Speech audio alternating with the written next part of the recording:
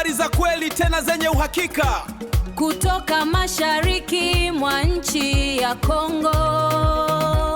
Usikose kipindi chetu cha asubuhi, mchana na magharibi, ili uelewe yanayojiri huko. Yes, ya mjambo tena kwenu nyote wandugu wapendwa watazamaji na wasikilizaji wa Kwetu TV.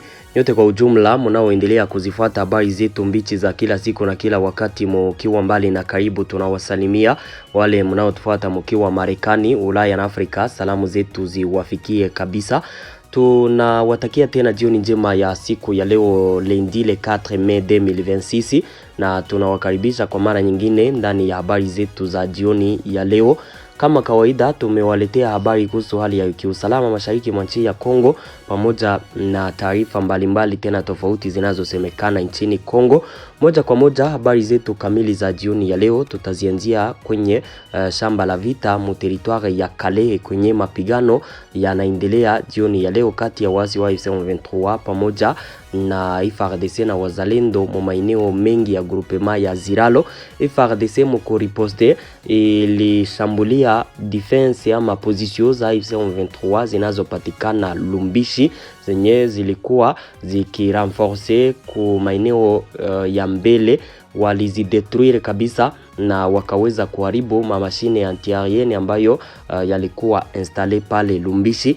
Zingine habari ambazo tumewaletea ni habari kutoka Kinshasa kuhusu marche ambayo iko nafanyika kule depuis asubuhi ya leo. IDPS parti politique ya President Felix Tshisekedi iko mu marche mu vile ya Kinshasa, ikiwa pamoja na maparti politike mengine mengi ambayo yanaunga mkono IDPS, mkiwemo ile AFDCA ya Bahati Lukwebo, ile INC ya Vital Kamerhe. Ni maparti politike mengi ambayo yako mwile marche hiyo iko ya kusutenir Amerike ku ile vikwazo ambavyo walivikamata zidi ya President Joseph Kabila, na wanaomba ya kwamba Joseph Kabila anapaswa hata kufungwa. Habari ni mingi kuhusu ile marche, video ziko pale kabisa, mtazifuata zote muelewe kama ile marche iko naendelea kule Kinshasa. Tumewaletea habari mingi kabisa kutoka maeneo tofauti. Tutawapeleka maeneo ya Masisi kwenye habari tunazo ya kwamba wasi wa M23 tena walirenforce katika mwingine wa Malemo. Donc vikosi vipya viliwasili katika eneo ya Malemo, ni kwa ajili ya kuendelea kujiprepare bien kulinye defo upande wa wasi wa AFC M23. Kama kawaida mnaoifuata ni Kwetu TV, ni channel inayopatikana mashariki mwa nchi ya Kongo. Tutawaletea habari za kweli tena zenye uhakika. Tunawaomba tu kusubscribe, donc kujiabone, ili kukuwa nazipata habari zetu zote. Muzisambaze hizi habari, muzipartage kwa wale wengi ziwafikie, mu comment pia na kuzilike hizi habari kutuonesha kwamba mnazipenda. Aussi mujiunge na grupu yetu ya WhatsApp ambapo habari zetu zote mtakuwa mkizipata 5 kwa 5. Namna ya kujiunga nasi, gusa hapo kwenye titre, pale chini ya titre mu description utapata linki yetu, guse kwenye linki hiyo ujiunge na utakuwa ukizipata habari zetu zote kwa wakati. Moja kwa moja habari zetu za jioni ya leo tutazianzia kwenye uwanja wa vita katika maeneo yanayopatikana mu groupement ya Ziralo mu territoire ya Kalehe. Kuna ripotiwa mapigano makali kati ya wasi wa M23 pamoja na wanajeshi wa wazalendo na FARDC. Mapigano haya ambayo yanaendelea siku ya leo ni mapigano ambayo yalianzaka juzi. Wasi wa M23 walianzishaka atake zidi ya mapozisio za FARDC ili wa avance. Depuis juzi mapigano yakawa yanaendelea. Waliozifuata habari zetu za mchana wa leo tuliwaambia kama mapigano yalikuwa yakiendelea mpaka jioni ya leo. Ni moto kabisa kati ya pande mbili. Wakati wasi wa M23 walikuwa wameataki FARDC na wazalendo katika village ya Kalamo na Batayo pale mu groupement ya Ziralo, FARDC mukuriposte ilienda kuwashambulia wasi wa M23 mu defense zao za nyuma ambazo zilikuwa zikitumika kama base en arrière za kuapuye wanajeshi wa AFC M23 wenye wako mofro mu ile groupement ya Ziralo mwingine wa Lumbishi. Kulikuwa defense mbili kubwa ama position mbili kubwa za AFC M23. Kulikuwa ndani mashine anti-aerienne, zile mashine za kupigana na maavio, za kupigana na madrone zilikuwa installe pale, ili wakati madrone zinakuja kuwashambulia zianze nazo kushambuliana na zile drone au avio ambayo inaweza kuwashambulia pale. Ilikuwa yapata sa kenzer njo ndege kabisa mbili za drone ziliatake deja mwingine wa Lumbishi, kwa sababu walikuwa wakiendesha vita upande wa mbele katika maeneo ya Batayo na Kalamo. Kule nyuma FARDC njo kwenye ilienda kuwashambulia ili ipunguze nguvu zao mu defense ama mu position zao nyuma kufro, yoni ya kwamba watarigea wawaripuse. Sasa ilikuwa ma 15h siku ya leo, ni après midi deja, njo ndege mbili za drone zilielekea katika mwingine wa Lumbishi. Mmoja ikafika directement Mulumbishi. Wakati ilifika pale, zile mashine anti-aerienne mbili zikaanza kuishambulia ava, zikaishambulia ikaingia ikapita directement bila kubombarde. Wakati ilikuwa imepita, zile mashine zilikuwa deja na ziko na ishambulia ya pili ikaingia directement na kuzidetruire. Donc zilikuwa na ziko na shambulia ya kwanza wakati ilikuwa imeingia na iko napita, ya pili directement njo ikaingia na ikazibombarde zote. Zilikuwa installe mu position za AFC M23 pale Lumbishi, na walipo zidetruire zote tena zikageuka kushambulia mapozisio za AFC M23 Mulumbishi bila zile mashine kuzishambulia.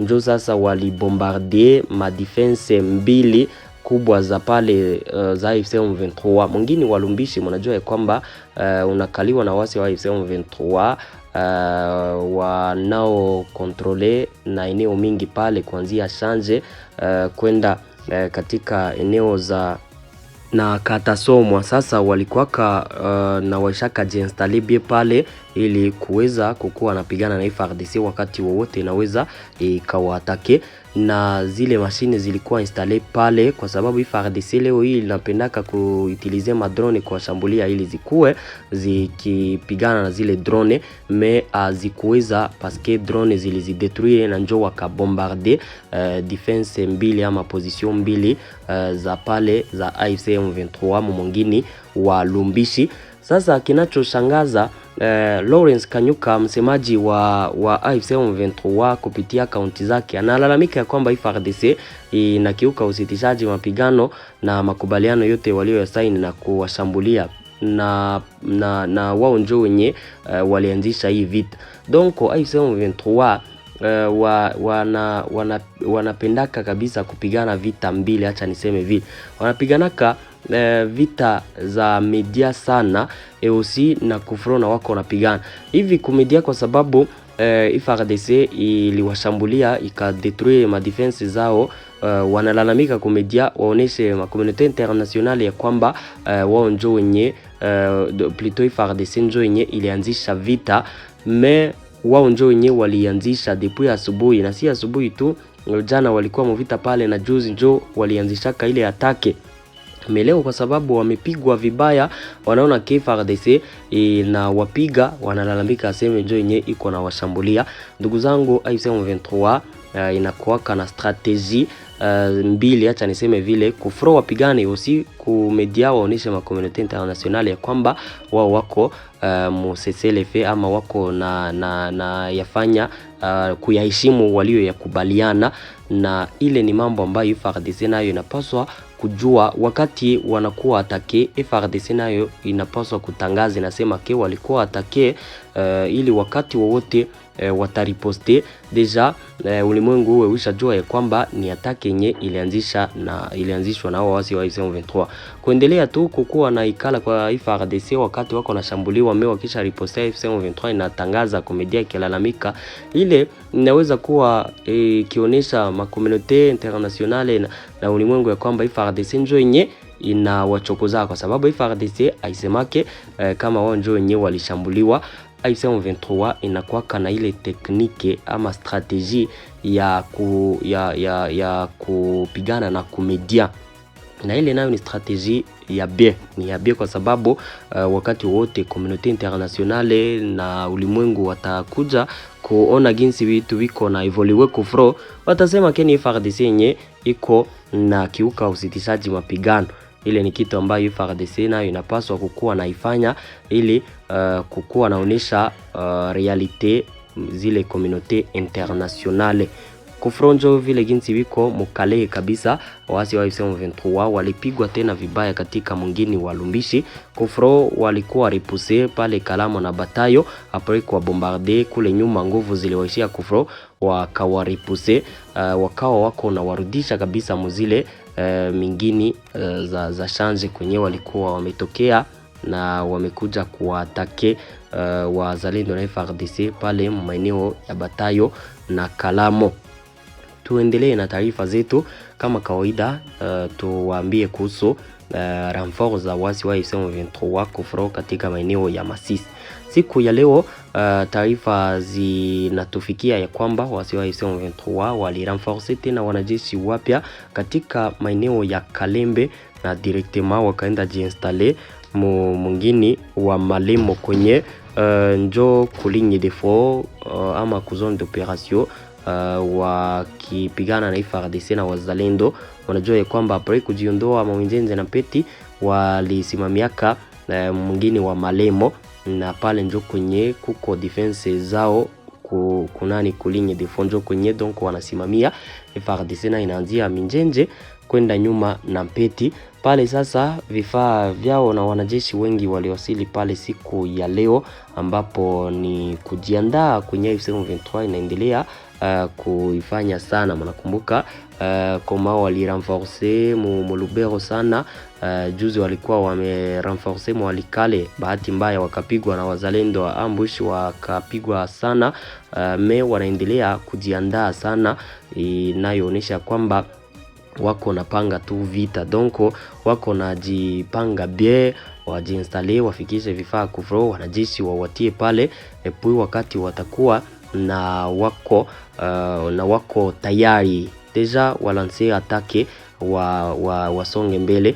Ndio maana wakaaji wa maeneo hayo wanatoa tahadhari kwa FARDC kuwe macho na ianze kukuwa na washambulia ili wababaikishe destabilize kwenye wako na jiinstalle ile plan yenye wako nayo ya kuatake wasifanye, kwa sababu M23 wakati kisonga mbele tu population wao njo wenye wako na shida. Habari zetu zinaendelea, tuwapeleke sasa Kinshasa kwenye kuko nafanyika marche ambayo iliandaliwa na IDPS, parti politique ya Felix Tshisekedi.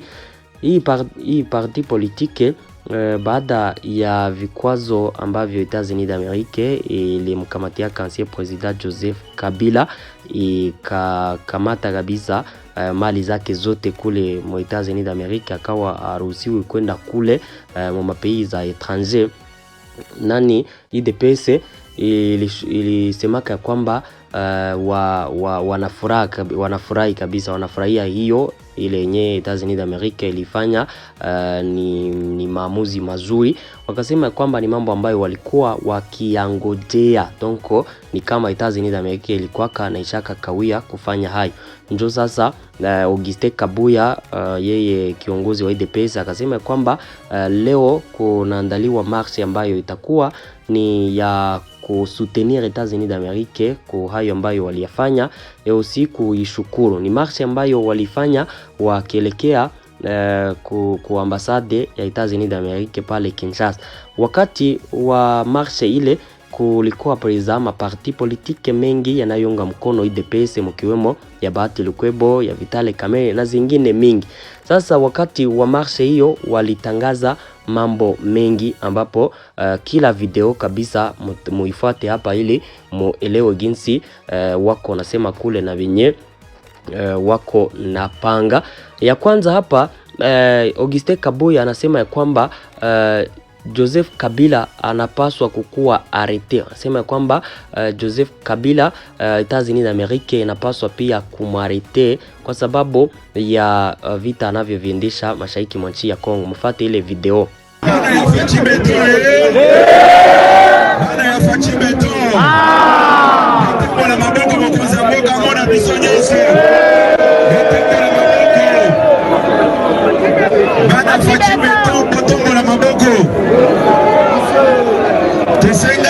Manifestation oyololo tena kolaksa mokili mobimbake Congolais nyonso toute tendance confondue baza sima mokonzi ya mboka baza soutenir décision oyo mokonzi ya États-Unis Donald Trump agit contre dictateur Kabila oyo Congolais kuna est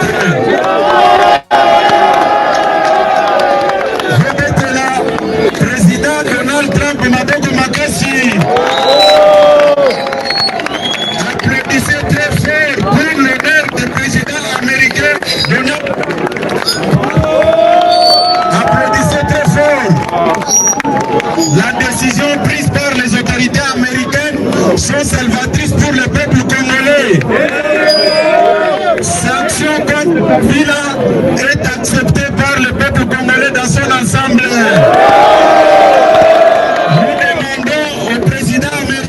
D'aller encore plus loin, jusqu'à réclamer même l'arrestation de Joseph Kabila. Le président a pris le premier pas avec les sanctions. Maintenant, le peuple congolais veut voir encore votre position par rapport à l'arrestation de Joseph Kabila. Nous demandons aux autorités américaines d'aller plus loin avec les sanctions jusqu'à réclamer même l'arrestation immédiate de Joseph Kabila. Bwana Bachibeto viva! Nadhani kwamba ile video umeifuata. Ingine ambayo nataka kuonesha ni kuhusu huyu ambaye alikuwa akisema ya kwamba wanamsutenir President Felix Tshisekedi na kwamba constitution nayo wataichange ili kuapuye Tshisekedi aendelee kuongoza pays, aendelee kukua kabisa gara de la nation. Nayo muifuate bien ile video. A fait tomber Kinshasa, a fait tomber la RDC. Les combats diplomatiques de son fils biologique et son fils politique, Félix Antoine Tshisekedi Tshilombo, vient de triompher. Raison pour laquelle nous marchons pour soutenir les fils biologiques et politiques de Dieu Tshisekedi Wapolo. Nous sommes là. L'UDPS, à travers son secrétaire général, le président Aïe, vient de faire tomber la vie. Nous sommes là. Il n'y a aucune discussion. Bravo à Augustin Monabouté. Nous sommes là. Nous marchons parce que les amis qui pensaient donner conseil à l'ancien président Kabila, qui pouvait revenir au pouvoir, qui pouvait barrer la route à la fois du changement de la constitution. Je pense que maintenant ils ont compris. Après Olivier Kamita doit dire notre foi, c'était pas si c'est de la victoire des léopards. Ça c'est la victoire des léopards. Ça c'est nous sommes là. Nous marchons pour ça. Il n'y a pas match. Il n'y a pas match. Il est très balisé. Les professeurs, il va faire la loi sur les référendums et nous serons là. Nous allons changer la constitution où il se trouve l'accord de l'Émirat. La constitution où il y avait des belligérants. Bravo à Félix Antoine Tshisekedi Tshilombo pour son combat diplomatique et politique. Nous y sommes. Nadhani kwamba video zote mumezifuata, mnasikia kama marshe inaendelea kule. Wanapenda President Felix ancien President Joseph Kabila kwanza afungwe baada ya kupewa vikwazo. Aussi wanapenda constitution nayo igeuzwe puis mambo yote yafanyike, President Felix Tshisekedi aendelee na manda ya 3. Wanamwapuye donc wanamunga mkono kuhusu changement ya constitution. Ni mambo ambayo opposition awako na yakubali. Donc wa opposa hawapendi changement ya constitution, na bile nishaka kwamba musiku za mbele tu kutakwaka vurugu sana katika politiki, kwa sababu opposition wanasemaka kwamba watapiganaka sana ili constitution zikuwe change, donc isigeuze. Gouvernement inasema ke constitution nayo wataigeuza vipande vishuki. Ni kuikala tu tukingojea tukiona kama vitaendaka me yenye kiko pale ni ya kwamba constitution inapaswa kugeuza.